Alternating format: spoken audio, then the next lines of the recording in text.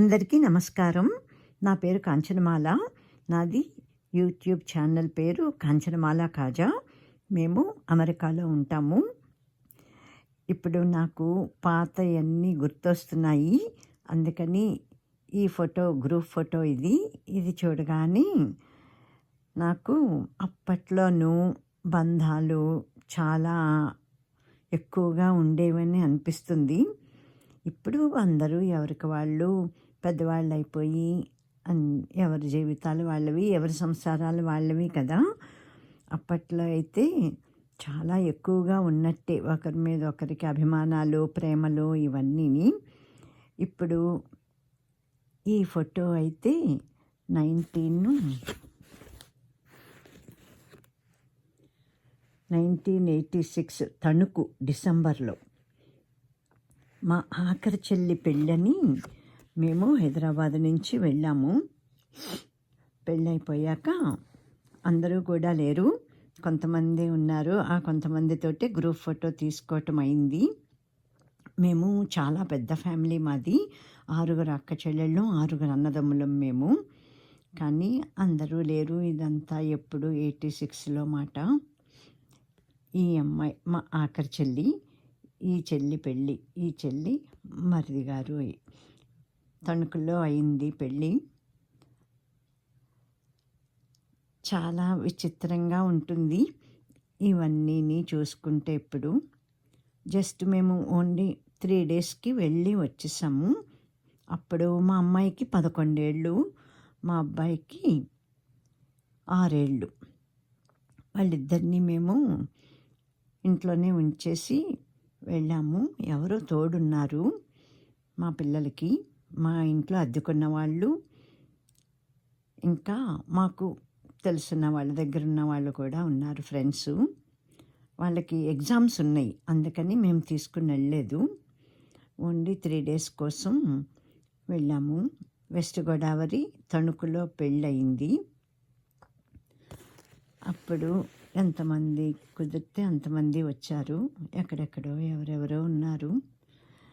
ఇవన్నీ చూసుకుంటే చాలాను బాధ వస్తుంది, ఆశ్చర్యం వేస్తుంది.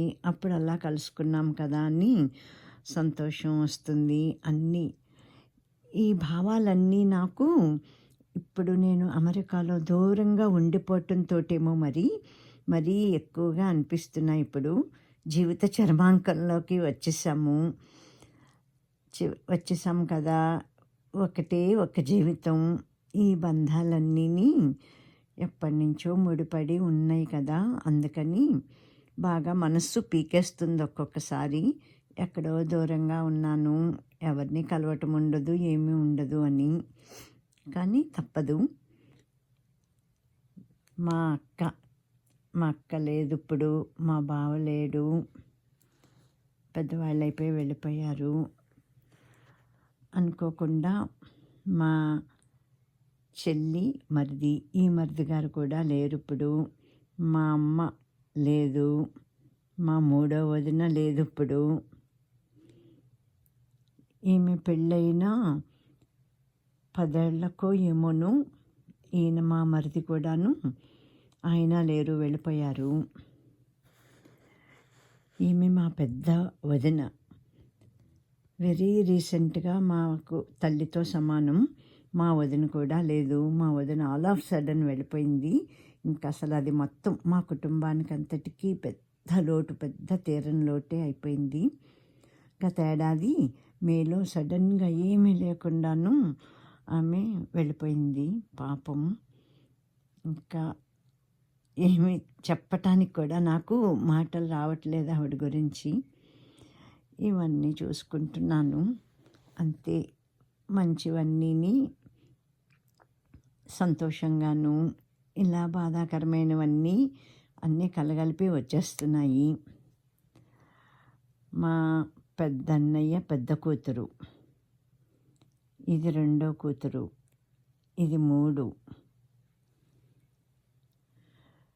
మా ఒక తమ్ముడు, 3వ తమ్ముడు, 2వ తమ్ముడు, పెద్దన్నయ్య కొడుకు,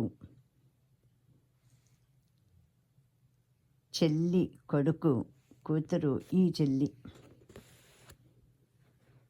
ఇక్కడున్న ఈ చెల్లి కూతురు కొడుకు, వీడు మూడో అన్న కొడుకు. వీళ్ళ మూడో అన్న మొగల్తూరులో ఉంటాడు. వీడు పవన్. అందరూ అప్పుడు చిన్న చిన్న పిల్లలు ఎంత ముద్దుగా ఎంత క్యూట్గా ఎలా ఉన్నారోను. చిన్నవైనా పెద్దవైనా పరిగెత్తుకుని వెళ్ళిపోయేవాళ్ళం. హైదరాబాద్లో మేము ఒక్కళ్ళమే దూరంగా ఉన్నాము. ఇప్పుడు అదే దూరాన్ని మెయింటైన్ చేస్తున్నట్టుగానే నేను కళ్ళు మూసేశాను. మావారు, మా పెద్దన్నయ్య, మూడో అన్న, మా చెల్లి, నా రెండో చెల్లి, ఇంకా పెద్ద చెల్లి వాళ్ళు లేరు అక్కడ. మా పెద్ద చెల్లెలు చిన్న పాపది. ఇంకా చాలామంది లేరు. మా రెండో అన్నయ్య, వదిన వాళ్ళు కూడా వాళ్ళు ముందే వెళ్ళిపోయారు విజయవాడ.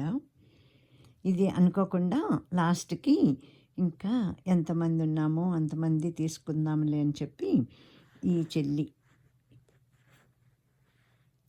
చెల్లి వాళ్ళ కెమెరా అది తన్ని అరేంజ్ చేసింది. అక్కడ ఈ చెల్లి మరిదిని. ఇప్పుడు వెళ్ళిపోయిన వాళ్ళందరూ జ్ఞాపకాలుగా మిగిలిపోయారు. చాలా బాధ వస్తుంది. అంతే, జీవితం అంటే ఇంతే కదా, తప్పదు. ఎన్నో రకాల మార్పులు, చేర్పులు, ఆటుపోట్లు, ఇవన్నీ కలిసేది జీవితం అని అనిపిస్తుంది. ఇవన్నీ చూసుకుని నేను ఆనందిస్తూ ఉంటాను. ఈ భూమి మీద నుంచి వెళ్ళిపోయిన వాళ్ళ గురించి సడన్గా వచ్చేస్తుంది దుఃఖం. ఎవరైనా వెళ్ళిపోవాల్సిందే. కానీ చిన్న వయసులోనూ అనుకోకుండాను యాక్సిడెంట్లు, హెల్త్ ఇష్యూస్ వచ్చేసి వెళ్ళిపోయిన వాళ్ళ గురించి చాలా బాధ అనిపిస్తుంది, చాలా దుఃఖం వచ్చేస్తుంది. ఇంకా ఎన్ని రకాల అనుభవాలు కదా జీవితం అన్నాక అని అనుకుంటాను. నేను చెప్పాలనుకున్నది ఏంటంటే, రక్త సంబంధాలని కాపాడుకోండి, అందరూ విడిచిపెట్టకండి పంతాలు పట్టింపులతోటిని. ఒకటే ఒక్క జీవితం, చిన్న జీవితం అంతేను. ఎప్పుడు ఎటువంటి పరిస్థితులు ఎదురవుతాయో తెలీదు, ఎవరు ఎలా ఉంటారో తెలీదు, ఎవరు వెళ్ళిపోతారో తెలీదు సడన్గాను. అందుకని ఉన్ననాళ్ళు అక్కడ ఇండియాలో ఇండియాలో ఉన్న వాళ్ళైనా సరే